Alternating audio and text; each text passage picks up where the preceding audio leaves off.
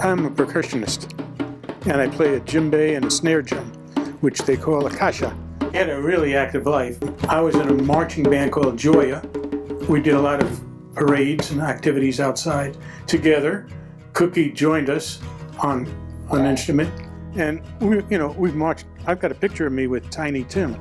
We marched. That was one of the highlights of my life. The other highlight was opening for the Rams when they came to St. Louis. I just play the shaker. So I go, no, yeah, I can do that. And now we do that occasionally if he doesn't do the marching part, but if they're on stage someplace, they'll give him a chair and he can sit and he can play the snare.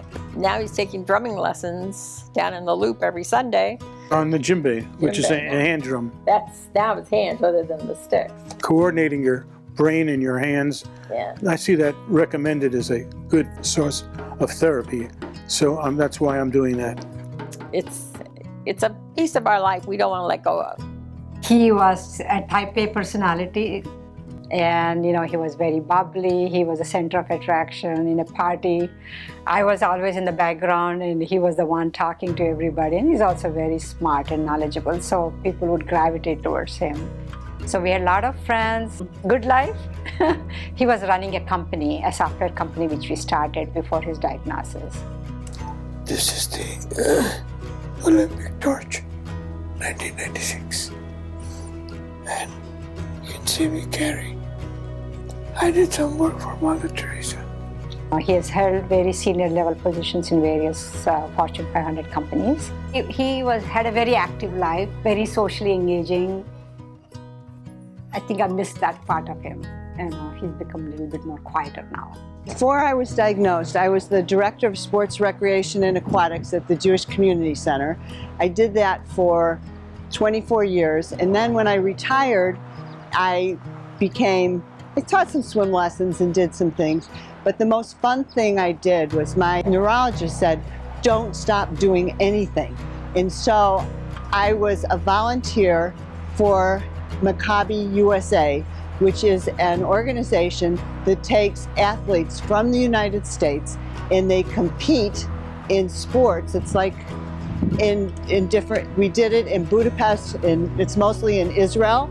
And right after I was diagnosed, I was one of the team managers, and I went with over 1,000 athletes to Israel for a month. And we competed in sports, we traveled the country, and we made lots of friends from all over the world.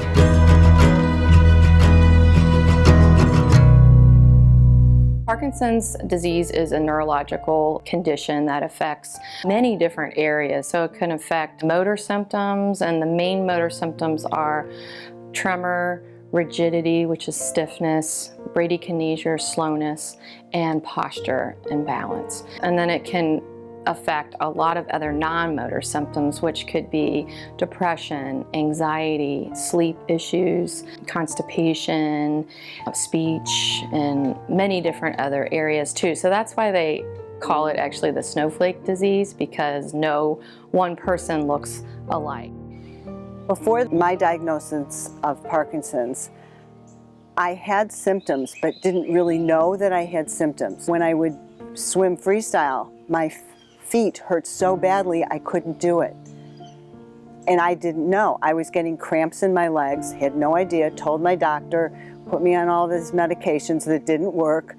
I had tremors in my hand and my feet, and my grandchildren would go, Grammy, you're shaking, and Grammy, you're shaking. And then finally my internist sent me to a neurologist, and then I was diagnosed. And then I realized a lot of things that I probably have had for a while, that I had Parkinson's before I was diagnosed. People don't connect something like depression, anxiety. They don't connect that with Parkinson's. And sometimes they have found that those things can come 10, 20 plus years before any motor symptoms arise. I was diagnosed about 10 years ago. I had problems with my gait, walking. And I didn't tell anybody at work. I was a driver for school bus. I worked with Parkinson's for 9 years. I was falling a lot.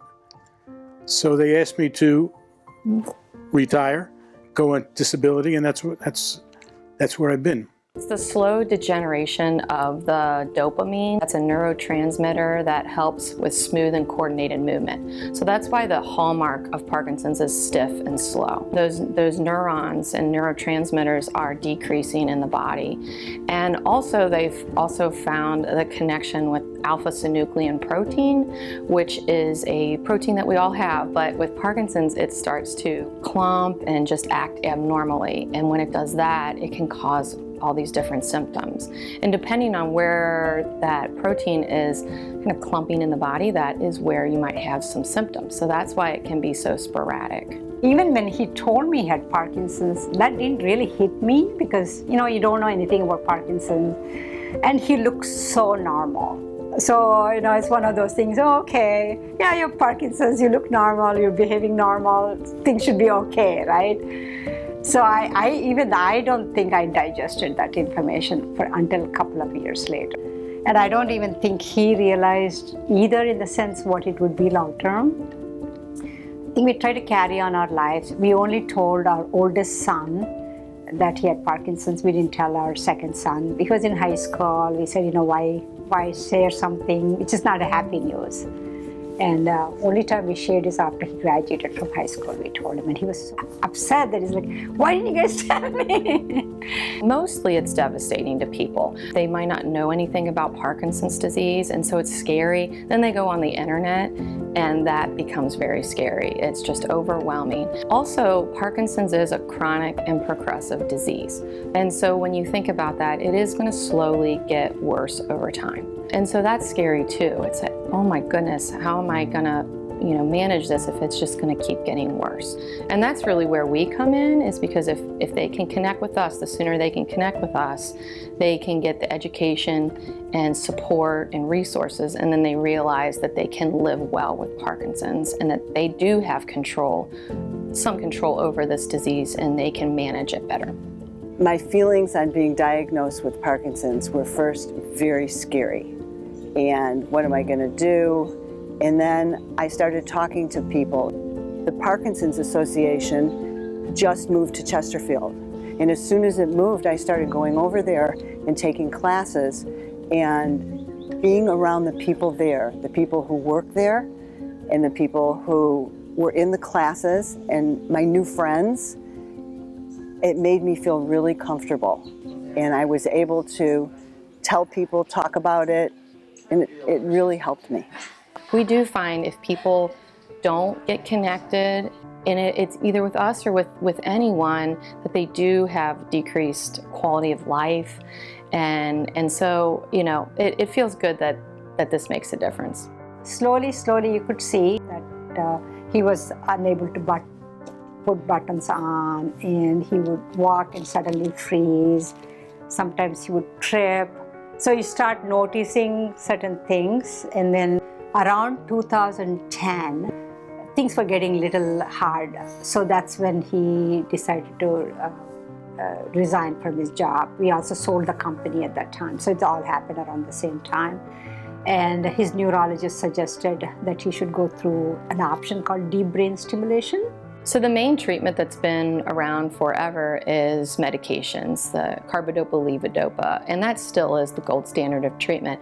But there's also a possible treatment of deep brain stimulation, which is kind of like a pacemaker for your brain.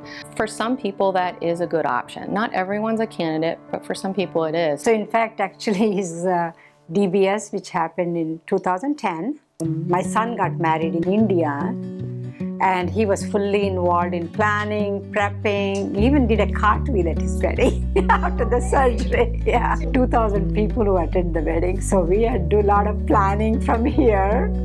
So he was almost felt so normal after his surgery. Again, of course, the thing is, it's not a cure.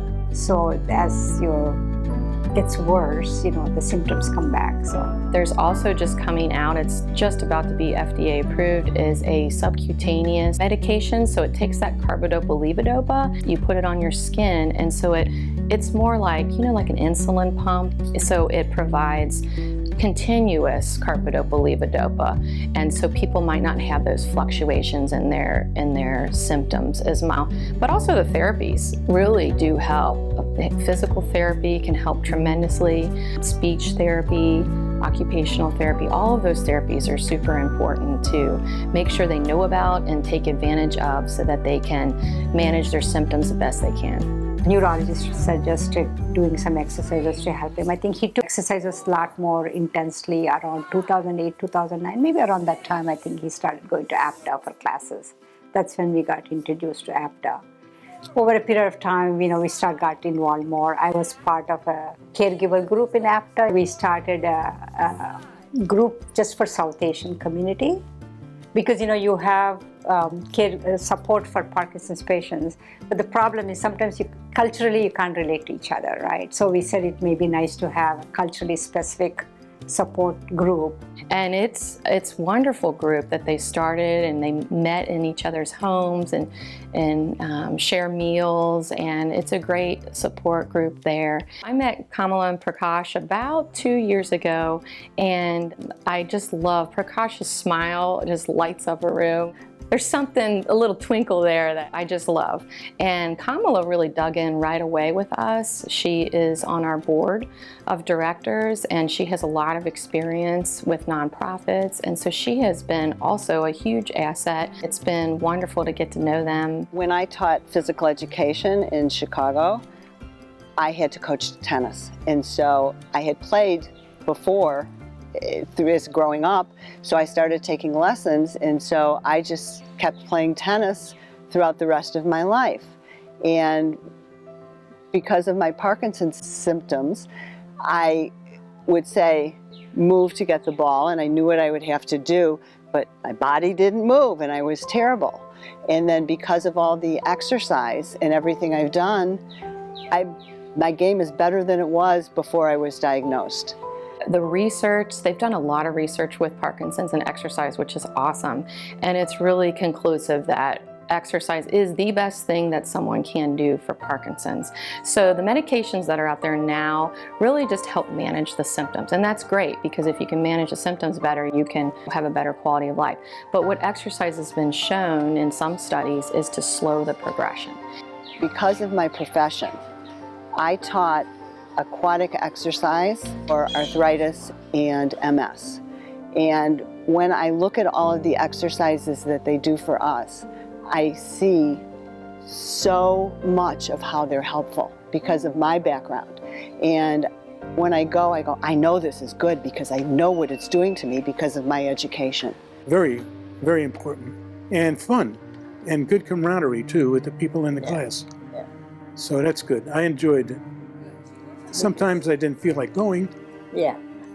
But everybody. But who does? That, yeah. Who feels like going to an exercise class? But that's the thing that's helped him have a better life. Period. I mean, it's that movement. So we help build partnerships with other organizations, the YMCA, many different organizations, and provide some training to exercise leaders that are interested. And then they host Parkinson exercise classes all throughout the community. Right now we have 57 weekly classes in Missouri and Central Illinois that are every week, that happen every week. Exercise classes are all free of charge, which is really nice. The exercise classes that they offer are all different kinds, and they're for all different levels. There's ones where you do stations, there's ones where you do kickboxing, there's Tai Chi, there's a dance one which I really want to take, but I haven't gotten to it yet. They usually put together maybe 3 things within one exercise. It's movement, speech, and thinking. And that's what we need to do with Parkinson's, and it really helps. You did it! Amen. All right, so go ahead and grab a drink. The other thing that we do is we record 4 exercise classes a week, and we post those on our YouTube page, which is really great. So if anyone can't get out either because of the weather or because they're not feeling well, they can pull up YouTube and watch an exercise class and exercise along.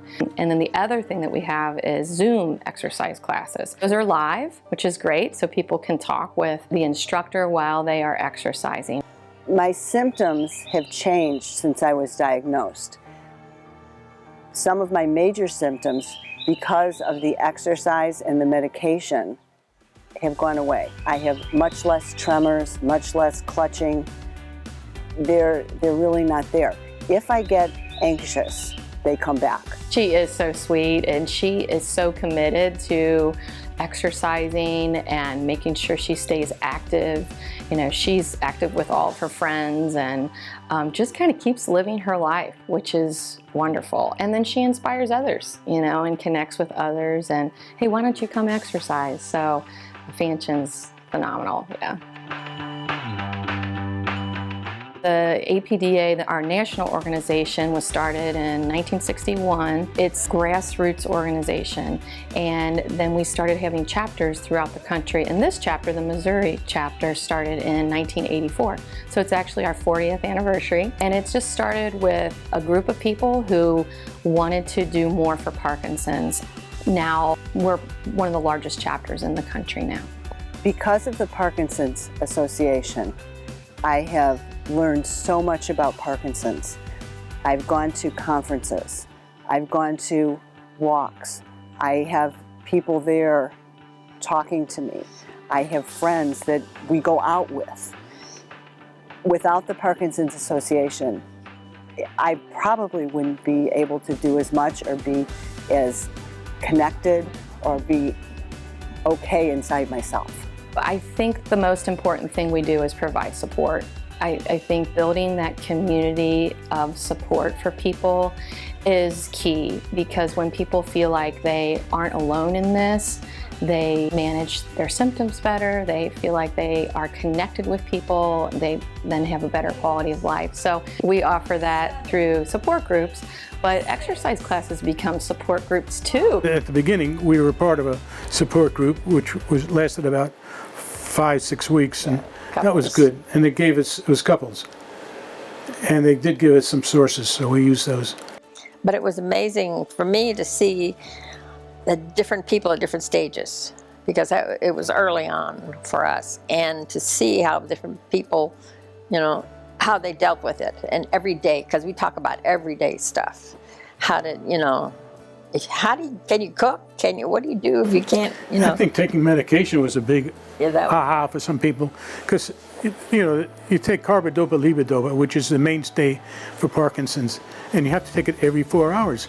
And then I told the class, I said, you know, I just set my phone for 4 hours, and that reminds me.